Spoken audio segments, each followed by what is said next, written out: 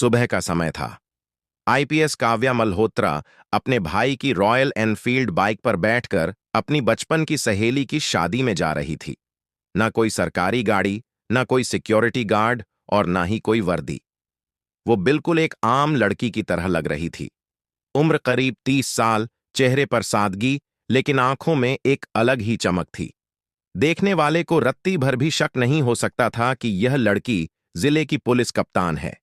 जैसे ही काव्या हाईवे के पास पहुंची, आगे पुलिस की बैरिकेडिंग लगी हुई थी। कुछ पुलिस वाले वहां गाड़ियां रोककर चेकिंग के नाम पर लोगों को परेशान कर रहे थे। वहां सबसे आगे खड़ा था इंस्पेक्टर रणवीर चौहान। वर्दी की अकड़ और चेहरे पर घमंड साफ दिखाई दे रहा था। रणवीर चौहान का रिकॉर्ड बहुत खराब था। वह आए दिन लोगों से पैसे वसूलता था और फर्जी चालान काटता था। उसकी पहुंच ऊपर तक थी, इसलिए उसका कोई कुछ बिगाड़ नहीं पाता था। लेकिन आज वह जिस लड़की को रोकने जा रहा था, उसे सपने में भी अंदाजा नहीं था कि यह उसकी जिंदगी की सबसे बड़ी गलती होने वाली है। काव्या को बाइक पर आता देख रणवीर चौहान ने हाथ देकर उसे रुकने का इशारा किया। उसकी आवाज में बहुत रौब था। उसने चिल्लाकर कहा, ए लड़की, बाइक साइड में लगा। काव्या ने बिना कुछ बोले बाइक किनारे लगा दी। रणवीर चौहान अकड़ते हुए पास आया और पूछा, कहां जा रही है तू? काव्या ने बड़े प्यार से जवाब दिया, जी, मैं अपनी दोस्त की शादी में जा रही हूं। रणवीर चौहान ने उसे ऊपर से नीचे तक घूरा और ताना मारते हुए बोला, अच्छा मैडम, दावत खाने जा रही है, लेकिन तेरा हेलमेट कहां है? क्या हेलमेट तेरे पिताजी पहनाने आएंगे? और बाइक भी बड़ी हवा में चला रही थी। तेरी शक्ल देखकर मेरा चालान काटने का मन तो नहीं कर रहा, पर क्या करें, ड्यूटी तो ड्यूटी है, चालान तो कटेगा। यह कहकर उसने अपनी चालान वाली किताब निकाल ली। काव्या समझ गई कि इसका मकसद चालान काटना नहीं, बल्कि पैसे ऐंठना और बदतमीजी करना है। उन्होंने शांति से कहा, सर, मैंने कोई नियम नहीं तोड़ा है, आप मुझे जाने दीजिए। यह सुनकर इंस्पेक्टर भड़क गया। बोला, ओह मैडम, हमें कानून मत सिखा। पुलिस हम हैं, तुम नहीं। हमें सब पता है क्या नियम है। काव्या चुपचाप उसे देखती रही। उनकी यह चुप्पी रणवीर चौहान को चुभ गई। उसने गुस्से में आवाज ऊंची की, तू ऐसे नहीं मानेगी, तुझे पुलिस का डंडा ही समझाएगा। और अगले ही पल इंस्पेक्टर रणवीर चौहान ने, आप देखा ना था, काव्या के गाल पर एक जोरदार थप्पड़ जड़ दिया और गुर्राकर बोला, बहुत सवाल पूछती है, पुलिस जो कहे वह चुपचाप सुनना चाहिए। थप्पड़ इतना तेज था कि काव्या का सिर हिल गया, लेकिन उन्होंने खुद को संभाला। उनकी आंखों में अब आंसू नहीं, बल्कि गुस्सा था। रणवीर चौहान जोर से हंसा और अपने सिपाहियों से बोला, देख रहे हो, अभी भी इसकी अकड़ बाकी है। लगता है इसे अच्छे से सबक सिखाना पड़ेगा। तभी एक सिपाही आगे आया और बोला, साहब, इसे थाने ले चलते हैं, वहीं इसकी सारी हेकड़ी निकालेंगे। इंस्पेक्टर ने कहा, हां, इसे जीप में डालो, थाने में ही इसे समझ आएगा कि पुलिस से कैसे बात करते हैं। दो सिपाहियों ने काव्या का हाथ पकड़कर खींचने की कोशिश की। काव्या ने झटके से अपना हाथ छुड़ाया और सख्त आवाज में बोली, खबरदार जो मुझे हाथ लगाया। उनकी आवाज में इतनी ताकत थी कि सिपाही एक पल के लिए डर गए, लेकिन रणवीर चौहान का पारा और चढ़ गया। उसने चिल्लाकर कहा, इसका घमंड तोड़ो, घसीट कर ले चलो इसे। एक सिपाही ने बेरहमी से काव्या के बाल पकड़े और उन्हें घसीटने लगा। काव्या को दर्द हो रहा था, लेकिन उन्होंने अभी भी अपनी पहचान नहीं बताई। वह देखना चाहती थी कि यह वर्दी वाले गुंडे किस हद तक गिर सकते हैं। तभी दूसरे सिपाही ने उनकी बाइक पर जोर से लात मारी और बोला, बड़ी आई थी हीरोइन बनने, अब तेरा खेल खत्म। काव्या अब समझ चुकी थी कि यह पूरा थाना ही सड़ा हुआ है। रणवीर चौहान ने गुस्से में कहा, बहुत देखी हैं तेरे जैसी पापा की परियां, दिन में 50 आती हैं। तू पुलिस से भिड़ेगी? अभी तेरी औकात दिखाता हूं, ले चलो इसे थाने। काव्या अब भी चुप थी। वह चाहती तो अभी सबको सस्पेंड कर सकती थी, लेकिन वह सबूत इकट्ठा करना चाहती थी। उन्हें जबरदस्ती पुलिस जीप में बैठाकर थाने ले जाया गया। पूरे रास्ते सिपाही उन पर भद्दे कमेंट्स करते रहे। थाने पहुंचते ही इंस्पेक्टर रणवीर चौहान कुर्सी पर बैठते हुए चिल्लाया, अरे, कोई चाय समोसे लाओ भाई, आज एक स्पेशल केस आया है। फिर उसने अपने एक जूनियर सिपाही को बुलाया और धीरे से कान में कहा, सुन, इस लड़की पर कोई भी फर्जी केस बना दे, चोरी, लूट या ड्रग का, जो भी ठीक लगे, बस इसे जेल में डालना है ताकि इसकी अक्ल ठिकाने आए। काव्या एक कोने में खड़ी सब सुन रही थी। इंस्पेक्टर ने फिर उनसे पूछा, ए लड़की, नाम बता अपना और घर का पता बता। काव्या चुप रही। इंस्पेक्टर ने टेबल पर जोर से हाथ मारा। बहरी है क्या? नाम बता वरना बहुत बुरा होगा। कुछ देर बाद काव्या ने धीमे से कहा, काव्या। रणवीर चौहान हंसा। बड़ी चालाक है, लेकिन यहां ज्यादा होशियारी मत दिखा।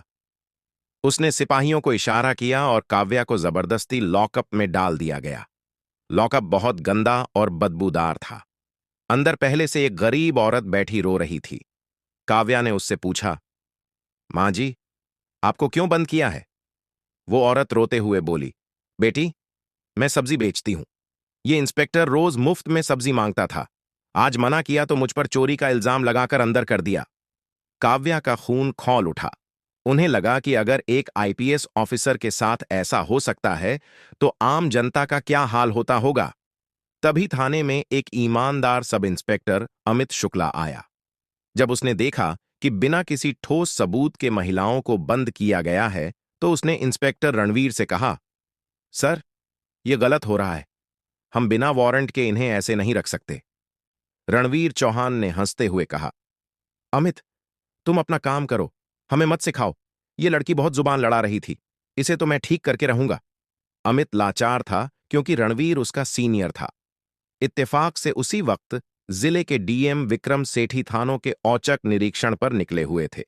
अचानक एक संतरी भागता हुआ अंदर आया और बोला, साहब, साहब, बाहर बड़ी गाड़ी आई है, डीएम साहब आए हैं।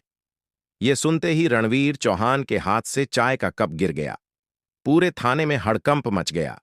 तभी डीएम विक्रम सेठी ने थाने में कदम रखा। उनकी नजर सीधी लॉकअप की तरफ गई।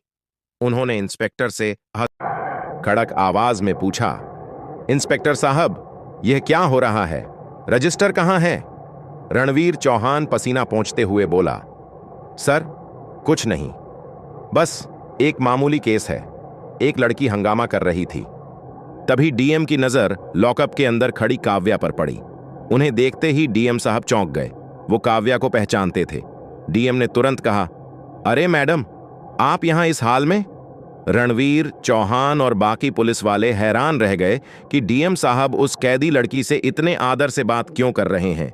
डीएम ने टेबल पर पड़ी फाइल उठाई जिसमें काव्या पर चोरी और ठगी का केस लिखा था। डीएम विक्रम सेठी गुस्से से लाल हो गए। उन्होंने फाइल रणवीर चौहान के मुंह पर दे मारी और चिल्लाए, शर्म आती है तुम्हें? इस महिला पर 420 का केस लगाया है। तुम्हें पता भी है ये कौन है? रणवीर चौहान की बोलती बंद हो गई। डीएम ने दहाड़ते हुए कहा, यह इस जिले की नई आईपीएस ऑफिसर काव्या मल्होत्रा हैं। अभी कल ही इनकी ज्वाइनिंग हुई है। यह सुनते ही थाने में जैसे सांप सूंघ गया हो। रणवीर चौहान के पैरों तले जमीन खिसक गई। उसका चेहरा सफेद पड़ गया। जिस लड़की को उसने थप्पड़ मारा, बाल खींचे, वह उसकी बॉस निकली। काव्या को तुरंत लॉकअप से बाहर निकाला गया। अब काव्या का रूप बदल चुका था। उनकी आंखों में वह आग थी जो सब जला सकती थी। उन्होंने शांत लेकिन बेहद सख्त आवाज में कहा, इंस्पेक्टर रणवीर चौहान, तुमने वर्दी की गरिमा को मिट्टी में मिला दिया। तुमने मुझ पर हाथ उठाया, फर्जी केस बनाया और उस गरीब सब्जीवाली को भी नहीं छोड़ा। रणवीर चौहान कांपते हुए उनके पैरों में गिर पड़ा। मैडम, मैडम, मुझे माफ कर दीजिए, मुझे नहीं पता था, मुझसे पाप हो गया। काव्या ने पैर पीछे खींच लिए और बोली, पाप का प्रायश्चित जेल में होता है।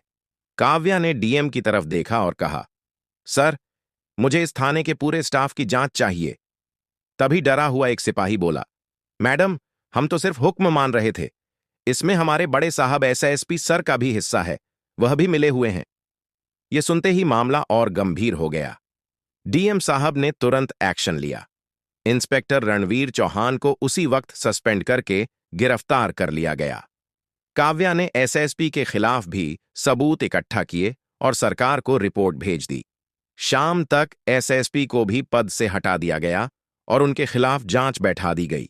उस दिन के बाद जिले के हर पुलिस वाले को सबक मिल गया कि वर्दी जनता की सेवा के लिए है, दादागिरी के लिए नहीं। आईपीएस काव्या मल्होत्रा ने साबित कर दिया कि असली ताकत डंडे में नहीं, सच्चाई में होती है। दोस्तों, अगर इरादे नेक हों तो अकेला इंसान भी पूरे सिस्टम को हिला सकता है। अगर आपको इस शेरनी अफसर की कहानी पसंद आई हो तो वीडियो को लाइक करें और कमेंट में जय हिंद जरूर लिखें।